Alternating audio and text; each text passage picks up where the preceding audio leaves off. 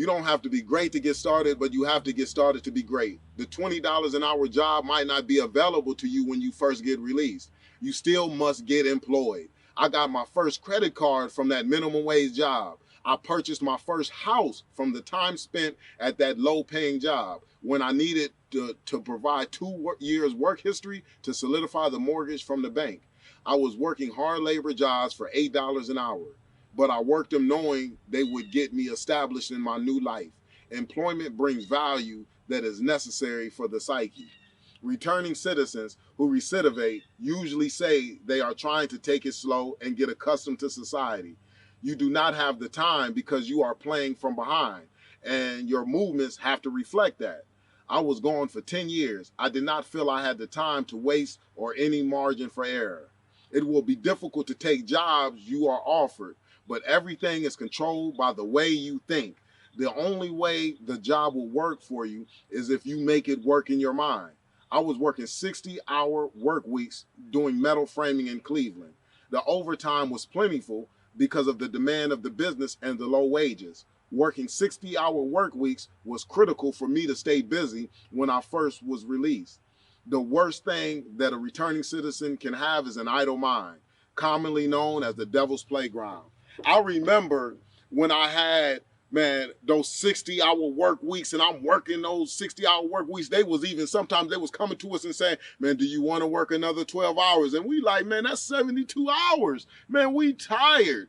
And I remember other people who I was working with, my coworkers, they wasn't coming home from prison, but I was. But I was just appreciative of, man, being able to have that job and being able to build on my life. And that's so necessary because now I'm not in a space to where I'm getting pulled in the direction of people who ain't going to the place that I want to be. That means that I'm not being pulled by the people who are in the streets who just selling dope or who just getting drunk or who just getting high. Because why? Because I'm at work all of this time. So yeah, I'm working crazy overtime hours. Yeah, it's $8 an hour, but I worked it like it was $50, $60 an hour because I knew that that was what was going to take me to my next level. I mean, people at the time, they were saying, Los, man, I don't know if that's the right thing to do, man. Like you working yourself into the ground, man. It ain't even worth it, man. Just come on and get this pack. And I said, nah, man. And they were saying that, man, I had a wrong way of thinking. They was thinking that I had the wrong way of thinking. But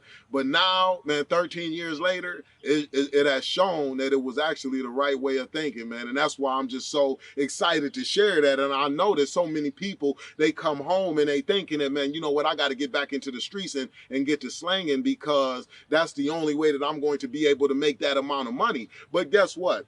Even if you do make that money is going to get taken in due time. Either somebody's going to rob it, or the police is going to take it, you're going to get incarcerated, or you're going to get killed. And when you get killed, people are going to ransack your house anyway and take all of your belongings. That's just what happens, right? That's what the game offers. So when I started to make the decision and say, man, I'm going to go ahead and make sure that I start to work right now I can start to establish my ground, on employment.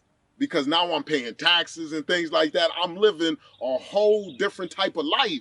But this stuff is all intentional. I just knew that I couldn't sell dope again because if I sold dope again, I would be in the same situation. So then that's what establishing the ground is all about. You want to make sure that you first get that employment. And once you get that employment, that's solid because now you are able, again, get your credit cards from that employment. You are able, to solidify you a mortgage when you want to go and show your work history. You are able to do a lot more things that civilians are able to do when you start to do things of the civilians. I don't want no outlaw benefits. I want civilian benefits because civilian benefits, it just goes so much more along with my spirit versus those outlaw benefits.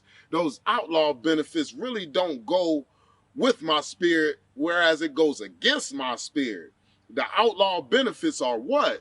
Locked up, standing for count, taking showers with all the same gender, You know, this is the outlaw benefits, being separated from your loved ones. This is the outlaw benefits, right? And that's what I said. I said, man, I want to be a civilian. And the way that I be a civilian is if I do what civilians do. And one thing that civilians do is that they work at jobs, right?